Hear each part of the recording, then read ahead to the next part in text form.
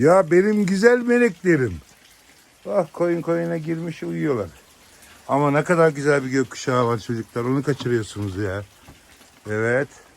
Bak double gökkuşağı diyorlar buna. 2 tane üst üste. Birazdan daha böyle ilgi olur.